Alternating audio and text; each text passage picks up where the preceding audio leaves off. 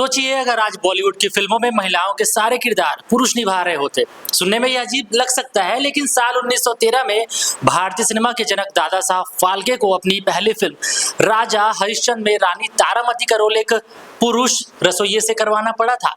उस दौर में सभ्य समाज की महिलाओं के लिए कैमरे के सामने आना तो दूर, घर की दहलीज लांघना भी महापाप माना जाता था।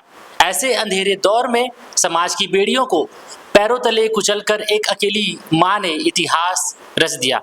वह नाम था दुर्गा बाई कामत, भारतीय सिनेमा की पहली महिला अभिनेत्री। नमस्कार, आप देख रहे हैं एसबी फिल्म्स एंड मीडिया। मेरा नाम है तेजेश्वर साहू और आज हम जानेंगे भारतीय सिनेमा की पहली अभिनेत्री कौन थी। जिंदगी के हर पड़ाव पर साफ नजर सबसे जरूरी होती है, और जब बात हो आपकी आंखों की, भरोसा कीजिए दृष्टि नेत्रालय पर।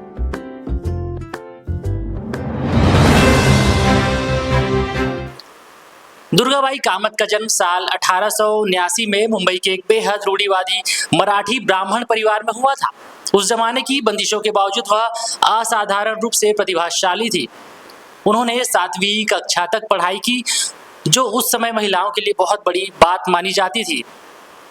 वह पेंटिंग बनाने में माहिर थीं और दिलरुबा, वीणा व सितार जैसे वाद्य यंत्र इतनी खूबसूरती से बजाती थी कि सुनने वाले मंत्रमुग्ध हो जाते थे। बेहद कम उम्र में ही उनका विवाह जे स्कूल ऑफ आर्ट्स के इतिहास शिक्षक आनंद नानुस्कर से कर दिया गया।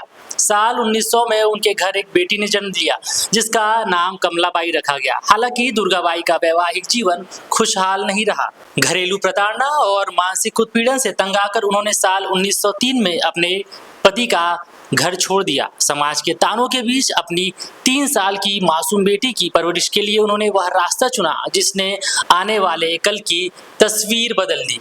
दादा साहब फाल्के अपनी पहली फिल्म में महिलाओं को ना ले पाने के मलाल में थे। वह अपनी अगली फिल्म मोहिनी भस्मासुर में हर हाल में असली महिलाओं को कास्ट करना चाहते थे, ताकि सिनेमा में स्वाभाविकता आ सके। इधर अपने और बेटी के पेट पालने के लिए दुर्गाबाई एक ट्रेवलिंग थिएटर से जुड़कर काम तलाश रही थी। जब दादा साहब फाल्के की नज़र इस स्वाभिमानी महिला और उनकी नन्ही बेटी पर पड़ी तो उन्हें अपनी फिल्म की नायिका मिल गई।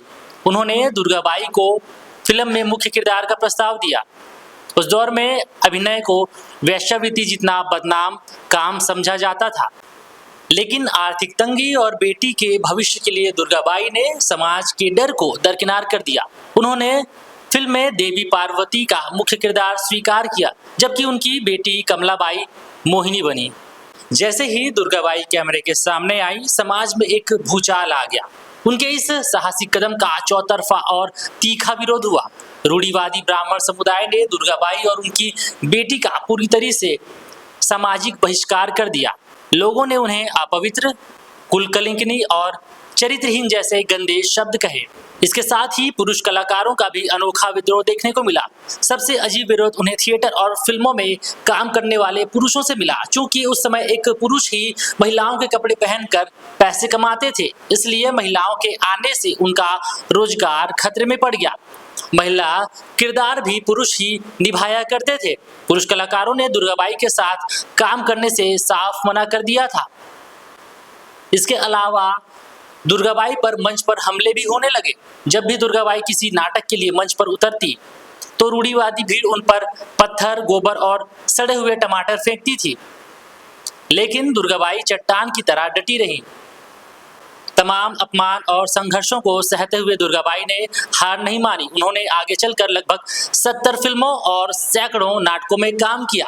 जीवन का एक लंबा और गौरवशाली सफर तय करने के बाद 17 मई 1997 को पुणे, महाराष्ट्र में 98 वर्ष की लंबी आयु में सिनेमा की इस महानायिका का निधन हुआ।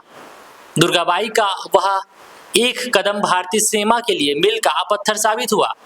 उनके इस विद्रोह के बाद ही दुर्गा खोटे और देविका रानी जैसे सम्भ्रांत परिवारों की महिलाओं को फिल्मों में आने का हौसला मिला।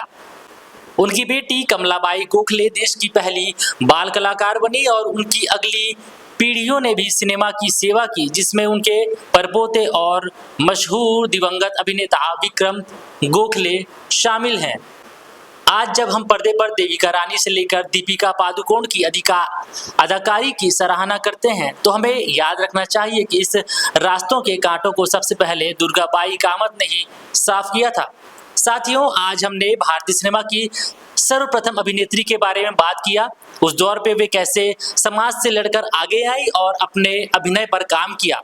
उसके बाद कई अभिनेत्रियों ने अपने आप को साबित किया है।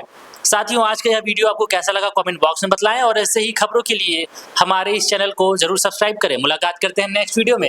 तब तक के लिए धन्यवाद, नमस्कार, जय जोहार।